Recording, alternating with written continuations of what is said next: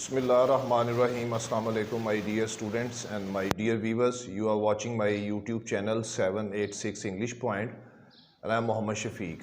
आज की वीडियो में हम MA और MSc के जो क्वेश्चन पेपर्स होते हैं उसमें दिए गए क्वेश्चंस जो होते हैं उसके अंदर क्वेश्चंस को किस तरह से तब्दील किया जाता है, उसकी स्टेटमेंट्स को कैसे चेंज किया जाता है और उसके अंदर कैसे अल्फाज तब्दील किए जाते हैं और होती वो स्टेटमेंट्स जो हैं वो बिल्कुल वही क्वेश्चंस हैं जो बच्चों ने किए होते हैं, लेकिन वो कंफ्यूज हो जाते हैं चंद अल्फाज की तब्दीली की वजह से। इस पे मैं आपसे आज बात करूंगा।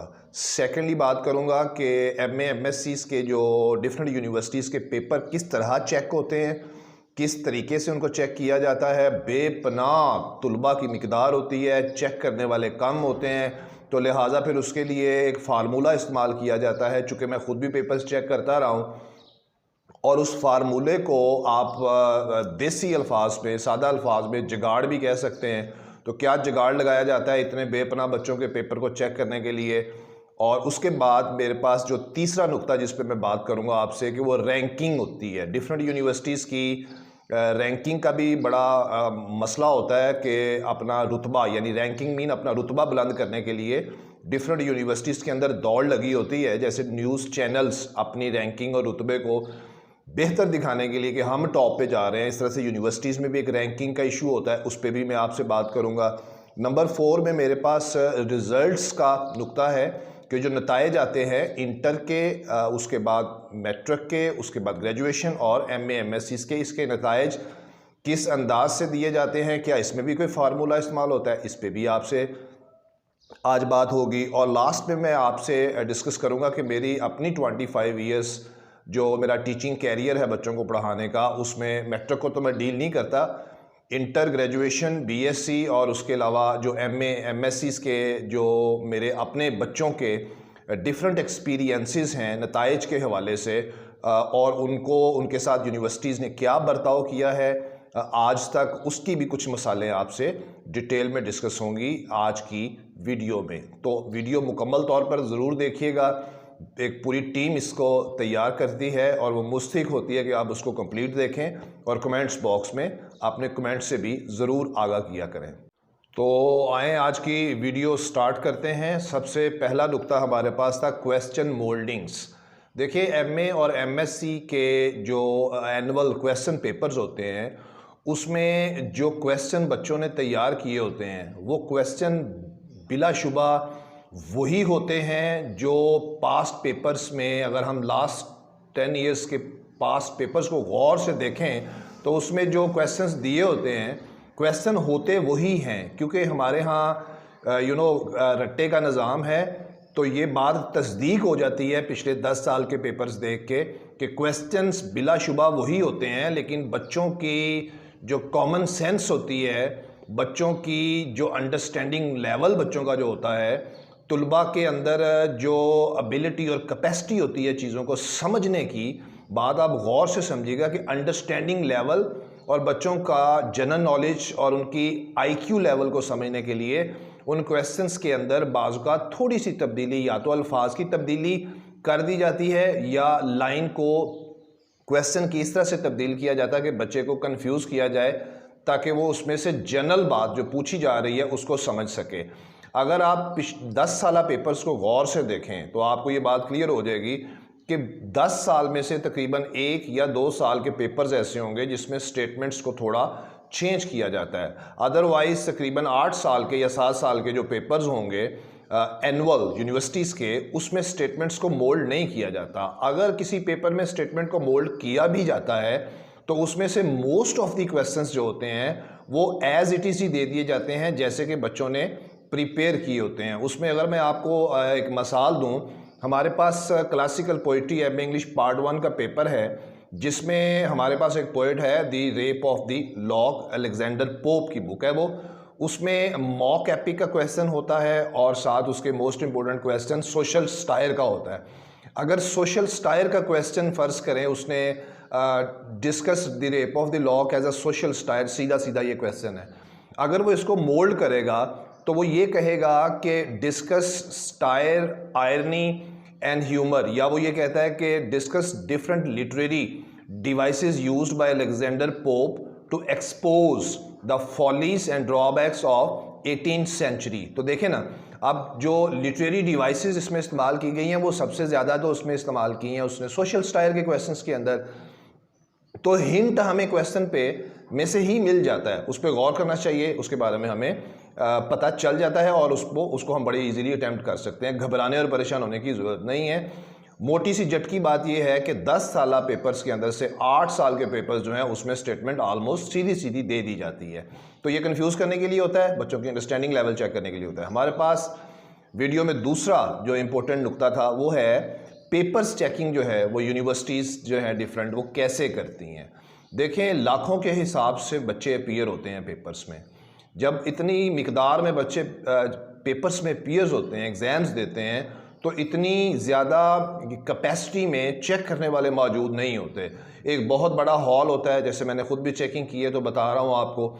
एक बहुत बड़ा हॉल होता है, उसमें क्वेश्चन पेपर्स जो हैं प्लस उसके आंसर शीट्स दे दी जाती हैं। आप इस बात को जानते होंगे कि MA MSc की जो यूनिवर्सिटी शीट होती है उसके अंदर ऑलमोस्ट 56 पेजेस होते हैं और 30 सेकंड्स के अंदर चेक करने वाले यूनिवर्सिटीज़ के अपॉइंटेड बंदे 30 to 33 सेकंड्स के अंदर 56 पेजेस चेक कर लेते हैं। आप अंदाज़ा करके देखें कि ये किस तरह से चेकिंग होती होगी। अच्छा, फिर ये एक फार्मूला होता है जिसके मुताबिक ये चेक किया जाता है, जिसको जुगाड़ कहते हैं। यानी फार्मूला क्या है कि आंसर शीट का पेज ओपन करो, उस पर गुड लगाओ यानी मार्क करो, फिर अगले पेज पे जाओ, उसको मार्क करो, फिर अगले पेज पे, यानी 56 पेजेस को लिखे हुए रिटन शेप में अगर आप मार्क करने जाएं, एक एक मरतबा भी पेंसिल से मार्क करें रेड के साथ, तो आप अंदाज़ा करें कि कम से कम इसमें 1 मिनट लग जाता है। तो उनकी इतनी स्पीड होती है कि वो हर पेज को 56 के 56 पेजेस को सिर्फ हल्का सा मार्क करते हैं और आगे चले जाते हैं। ये पेपर चेक करने का यानी एक पॉलिसी और फार्मूला इस्तेमाल होता है। अब एक और फार्मूला पेपर्स चेकिंग में एक दूसरा फार्मूला ये होता है कि उन्होंने ये देखना होता है कि इतने ज़्यादा पेपर्स हैं, इतनी इसकी लेंथ है, तो इसको कैसे चेक किया जाए। तो वो करते क्या हैं कि वो ओवरऑल नंबर देख लेते हैं कि 100 मार्क्स का पेपर है, तो 100 मार्क्स में से हर क्वेश्चन के अंदर से ऑलमोस्ट 4 क्वेश्चन से MA MSc में कर रहे होते हैं बच्चों ने, तो वो कोशिश करते हैं कि हर पेपर के अंदर बच्चों को 5, 6, 7, 5, 6, 7, 5, 6, 7 नंबर की एवरेज से चलाया जाए। अच्छा, यानी इसका मतलब तो फिर ये हुआ कि बहुत से बच्चे इस तरह से फेल हो जाते होंगे। तो इस फार्मूले को वो इस तरह से अप्लाई करते हैं कि अगर उसमें से उन्होंने 100 पेपर चेक करना है तो उसमें से उन्होंने कोशिश करनी है कि सिर्फ 8 या 10 बच्चे ऐसे होंगे जिनको पास किया जाएगा। यानी उन्होंने तरतीब लगाई होती है कि ये वो 8 से 10 बच्चे हैं जिनको उन्होंने पास करना है और ये वो 90% बच्चे ऐसे हैं जिनको उन्होंने 6-7 के नंबर्स के लिहाज से लगा के तो उनको फेल करना होता है या पास करना होता है। ये उनकी हेडेक नहीं होती क्योंकि उन्होंने इतने ज़्यादा पेपर्स चेक करने होते हैं, उनको ऊपर से इंस्ट्रक्शंस होती हैं कि भाई इतने फेल कर दो, इतने पास कर दो। यही जुगाड़ होता है। मैं खुद चेक करता रहा हूँ, लेकिन अल्लाह का शुक्र है मैं ऑनेस्टली चेक करता रहा हूँ पेपर्स। तो ये एक मतलब स्टाइल, ये पॉलिसी, ये जुगाड़ लगाया जाता है, वरना इतने ज़्यादा पेपर्स जो है वो ईमानदारी से या मेहनत से चेक नहीं किए जा सकते। ये है पेपर चेकिंग, डिफरेंट यूनिवर्सिटीज़ की पॉलिसी, स्टाइल और फार्मूला और जुगाड़ जो लगाया जाता है। ये था हमारा दूसरा नुक्ता। तो इसमें परेशान होने की ज़रूरत नहीं है, इसका सलूशन मैं आपको वीडियो के लास्ट पे बताता हूँ। मेरे पास नेक्स्ट था रैंकिंग मैटर्स। डिफरेंट यूनिवर्सिटीज़ के अंदर आप इस नुक्ते को समझने के लिए पहले आप ये देखें कि जैसे हमारे पास डिफरेंट मिसाल देता हूँ, न्यूज़ चैनल्स हैं, जियो है, ARY है, समा है और बहुत से TV चैनल्स हैं। इनके दरमियान एक दौड़ लगी होती है कि हमारी रैंकिंग, हमारा रुतबा सबसे टॉप पे आए, जिससे ये पता चले कि हमारा चैनल सबसे ज़्यादा देखा जा रहा है। तो ज़ाहिर है ये बात भी अल्टीमेट है कि जो चैनल सबसे ज़्यादा देखा जाता होगा वो पैसा भी ज़्यादा कमा रहा होगा, उसकी रेवेन्यू की कैपेसिटी भी ज़्यादा होगी। तो मैटर ये है कि रैंकिंग में पैसा कमा के आप अपनी रैंकिंग को बढ़ाते हैं। रैंकिंग बढ़ा लें तो पैसा बढ़ जाता है, आपका रेवेन्यू बढ़ जाता है। इसी तरह से जब हम पंजाब यूनिवर्सिटी को देखते हैं, पंजाब के अंदर पाए जाने वाले जितने भी तालीमी इदारे हैं उनमें जो यूनिवर्सिटीज़ के दरमियान दौड़ लगी होती है, जिसमें most of the famous universities like Punjab university है, सरगोदा यूनिवर्सिटी है, फैसलाबाद यूनिवर्सिटी है, गुजरांवाला यूनिवर्सिटी है, वगैरह वगैरह, इनके दरमियान दौड़ लगी होती है कि हमारा रुतबा बुलंद हो जाए, हम टॉप पे आ जाएं, मतलब कि हम ज़्यादा पैसा कमाएं और कमा के तो पंजाब गवर्नमेंट को, अपनी सूबाई गवर्नमेंट को दें। यानी इसका मतलब ये हुआ कि इनकी रैंकिंग अच्छी हो जाएगी, इनका रुतबा अच्छा हो जाएगा, तो इसका मतलब यही है कि वह एडमिशन्स भी ज़्यादा होंगे, मोस्ट ऑफ द स्टूडेंट्स का रुझान उस यूनिवर्सिटी की तरफ हो जाएगा। अब जैसे रिसेंटली फैसलाबाद यूनिवर्सिटी और सरगोदा यूनिवर्सिटी ने इंतहाई रिलैक्स्ड किस्म के रिज़ल्ट दिए, यानी अगर उनका 10% रिज़ल्ट आता था तो उन्होंने पंजाब यूनिवर्सिटी के 15% रिज़ल्ट से अपना रिज़ल्ट 20% कर दिया। तो उससे अगले साल क्या हुआ, वो रैंकिंग में बेहतर हो गई और अगले साल ज़्यादा से ज़्यादा एडमिशन्स जो थे वो बच्चों ने सरगोदा यूनिवर्सिटी की तरफ भेजने की कोशिश की और वो वहाँ एडमिशन हुए भी। तो इस तरह से जहाँ पंजाब यूनिवर्सिटी बहुत ज़्यादा रेवेन्यू माल कमा के दे रही थी हमारी सूबाई हुकूमत को, ये हमारी हुकूमतों की तरफ से ऑर्डर्स होते हैं कि भाई माल कमा के लेके आओ। अच्छा, फिर वो सरगोदा की तरफ बच्चे चले जाना शुरू हो गए। तो इसी तरह से ये रैंकिंग मैटर इनके अंदर बहुत ज़्यादा काउंट करता है और अपनी रैंकिंग को बेहतर करने के लिए इनके पास जो फार्मूला होता है वो यही होता है कि फेल शुदगान बच्चों को भी पास करो, ज़्यादा से ज़्यादा अच्छा रिजल्ट दो। अगर 20% रिजल्ट आ रहा है सरगोदा का और 20% ही आ रहा है फैसलाबाद यूनिवर्सिटी का, तो पंजाब यूनिवर्सिटी क्या करेगी कि 25% या 2-3% रिजल्ट बढ़ा के अच्छा दे देगी। तो अगले साल क्या होगा कि उसके पास एडमिशन ज़्यादा आ जाएंगे, बच्चे ज़्यादा आएंगे, उसकी रैंकिंग अच्छी हो जाएगी। जब बच्चे ज़्यादा आएंगे तो ऑब्वियसली उसके पास रेवेन्यू, माल और पैसा भी ज़्यादा होगा। तो ये भी बड़ा कंपटीशन पाया जाता है और इस वक्त मौजूदा जो करंट सिचुएशन है उसमें फैसलाबाद यूनिवर्सिटी और सरगोदा यूनिवर्सिटी जो है वो रैंकिंग में अच्छी पोजीशंस पे हैं और उनके तरफ बेपनाह बच्चों का रुझान भी चल रहा है। पंजाब यूनिवर्सिटी कंपैरेटिवली ज़रा हार्ड है, उसकी चेकिंग जैसे मैंने आपको बताया होता फार्मूला यही वहाँ पे भी, लेकिन ये है कि वो अपनी जो चेकिंग है या अपना फार्मूला है उसमें मोस्टली बच्चों को फेल करते हैं, सेपलीज दे देते हैं, सेपलीज को मस्ट देते हैं, फंसा के रखते हैं बच्चों को और ताकि उनसे रेवेन्यू आता रहे और उनका अपना सिस्टम जो है वो चलता रहे। ये थी हमारे पास रैंकिंग का जो एक इशू यूनिवर्सिटीज़ के अंदर होता है। उसके बाद है रिज़ल्ट्स।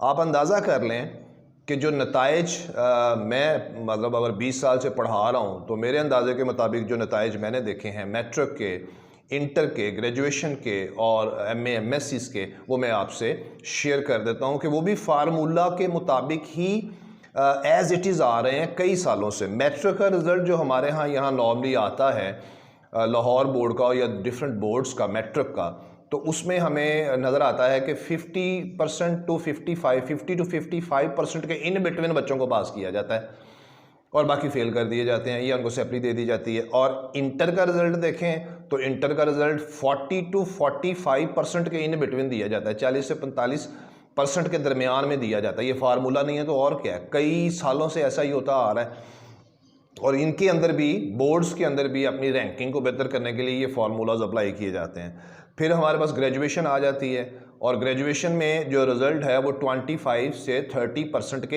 इन बिटवीन दिया जाता है और कई सालों से ऐसा ही होता जा रहा है। क्या मतलब कि फार्मूला यूज़ किया जा रहा है। फिर उसके बाद एमए की तरफ आ जाते हैं जिसके मतलब हमारी आज की ये वीडियो है। एमए एमएससीज़ के रिज़ल्ट्स के बारे में अगर मैं आपको बताऊं तो वो 10 से 15% के अंदर दिया जाता है। ऑलमोस्ट 85% या 80% बच्चों को फेल किया जाता है या उसमें उनको सेपली दी जाती है। क्यों? क्योंकि ये भी एक फार्मूला है, कई सालों से ऐसा ही चल रहा है। लेकिन जब आ जाता है रैंकिंग एक यूनिवर्सिटी के पास मौजूद है, यानी स्टेटस रैंकिंग पंजाब यूनिवर्सिटी के पास मौजूद है, तो फैसलाबाद यूनिवर्सिटी, सरगोदा और बाकी यूनिवर्सिटीज़ को तड़थल्ली मच जाती है कि यार ये हमारे पास क्यों नहीं है, ये रैंकिंग स्टेटस हमारे पास होना चाहिए, हम टॉप पे क्यों नहीं हैं। तो वो अपने रिज़ल्ट की परसेंटेज को बढ़ा देते हैं और बढ़ाने के बाद ऑटोमेटिकली जो है स्टूडेंट्स का रुझान उस तरफ चला जाता है। तो ये एक दौड़ लगी हुई है, बच्चों के मुस्तकबिल की फ़िक्र बिल्कुल ना होने के बराबर होती है। और इस सिचुएशन में बच्चे क्या करते हैं कि वो बेचारे कई कई साल तक अपनी सप्लीमेंट्रीज क्लियर करते रहते हैं और एमए एमएससी तक का आप जानते होंगे कि एमए और एमएससी तक हमारे यहाँ लोग कितने पहुँचते हैं। एक से टोटल आबादी का 22 करोड़ अवाम में से 1 से 1.5% लोग एमए एमएससी की डिग्री तक पहुँचते हैं और जब उनके साथ आगे ये बर्ताव किया जाता है तो वो एब्सोल्युटली डिसअपॉइंटमेंट का शिकार हो जाते हैं, उनकी फ्यूचर लाइफ डिस्ट्रॉय हो जाती है। तो इस तरह हमारे अदारे जो हैं वो हमारी अवाम के साथ, आप देख लें मुख्तलिफ अदारों का आप देख लें अंदाज़ा लगा के, किसी इदारे को आप गौर करके देख लें, वहाँ पे अवाम के साथ जो रवैया अख्तियार किया जाता है, इसी तरह से इन तालीमी इदारों में भी आवाम और स्टूडेंट के साथ ख़ास तौर पे ये बर्ताव रखा जाता है। अनफॉर्चुनेटली मुझे अफसोस हो रहा है ये बात करते हुए, माज़रत के साथ। अच्छा, अब आप मेरी ज़ाती जो एग्जांपल्स हैं जो मैंने 20-25 साल में देखी हैं, रिजल्ट्स के बारे में, पेपर्स चेकिंग्स के बारे में और रैंकिंग के इश्यूज़ के हवाले से और क्वेश्चन मोल्डिंग के हवाले से, वो ये हैं कि बहुत से बच्चे मेरे पास ऐसे हैं जो बेचारे अभी तक अपनी एमएस की डिग्रीज़ को क्लियर करने के लिए जो है वो उसके लिए एफ़र्ट्स कर रहे हैं, जद्दोजहद कर रहे हैं, लेकिन अभी तक उनको कामयाबी नहीं मिल रही। कुछ बच्चे पंजाब यूनिवर्सिटी से, कुछ सरगोदा से, कुछ फैसलाबाद यूनिवर्सिटी से अपनी एमए और एमएससीज़ की डिग्रीज़ के लिए बेचारे तड़प रहे हैं, जबकि अगर देखा जाए उनकी असाइनमेंट्स, उनकी पेपर शीट्स के ऊपर उनकी कारकर्दगी का मुज़ाहरा देखा जाए, उसकी स्क्रूटनी की जाए, तो they are absolutely relevant and top class assignments, लेकिन पास क्यों नहीं किया जा रहा उनको? इसकी क्या रीज़न है? क्योंकि उनके पास से रेवेन्यू आ रहा है, ना सिर्फ उन मेरे वाले तुलबा से बल्कि और भी बेपनाह तुलबा से यूनिवर्सिटीज़ को रेवेन्यू आ रहा है। लेकिन जब उनके दिल में आएगा कि हमारी रैंकिंग कम हो गई है, तो फिर वो बहुत से बेपनाह तुलबा को, फेल होने वालों को भी पास करेंगे और ओवरऑल बच्चों को भी ज़्यादा पास करके अच्छा रिज़ल्ट दे के तो अपनी रैंकिंग को बेहतर करेंगे। ये थी वो तमाम सिचुएशन जिसको आपको समझने की ज़रूरत है। अब किया क्या जाए इस सूरत हाल में? जैसे कि एमए एमएससी के पेपर स्टार्ट हो रहे हैं सितंबर की 9 और 10 तारीख को, तो मेरी एडवाइस सजेशन बच्चों के लिए यही है कि वो अपनी ईमानदारी से अपने पूरे क्वेश्चंस करके आएँ, ठीक है, और अपनी बेहतरीन परफॉर्मेंस दे के आएँ, और उसके बाद जो ज़रूरी नुक्ता है कि अल्लाह ताला से जो है वो दुआ ज़रूर करते रहें कि वो इस तरह के करप्ट सिस्टम के अंदर से, करप्ट एजुकेशन सिस्टम्स के अंदर से उनको बासानी निकाल ले। अल्लाह ताला की मदद से कामयाबी मिलती है, और अगर आप अल्लाह की मदद अपने साथ रखेंगे तो अल्लाह ताला ने मूसा अलैहिस्सलाम को अगर फ़िरौन जैसे बदबख्त इंसान के चुंगल से निकाल लिया था और उसको कामयाबी दी थी, तो इसी तरह से इस करप्ट सिस्टम के अंदर से जो सूरत हाल है, आपके भी चीथड़े उड़ाने से पहले, आपको मायूसी देने से पहले, आपको के मुस्तकबिल को डार्क करने से पहले आप इस बात को जहन में रखें। मेरा यही तजर्बा है कि अल्लाह से मदद मांगें, अपनी परफॉर्मेंस अच्छी तरह से दे के आएँ, कटिंग से अवॉइड करें, क्वेश्चंस पूरे करके आएँ। जो इजी क्वेश्चन आपको लगता है क्वेश्चन पेपर में, उसको आप पहले लिखें, इंप्रेशन अच्छा दें, कोटेशंस लिखें, पैराग्राफ्स में लिखें, हैंड राइटिंग अच्छी रखें अपनी।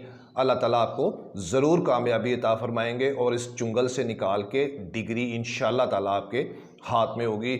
माई best wishes, my best prayers are with you. You may get success in these exams which are very near. और लास्ट एडवाइस ये है कि जितना ज़्यादा आप अपनी असाइनमेंट्स को लिखने की प्रैक्टिस कर सकते हैं, उसको बार बार लिखें।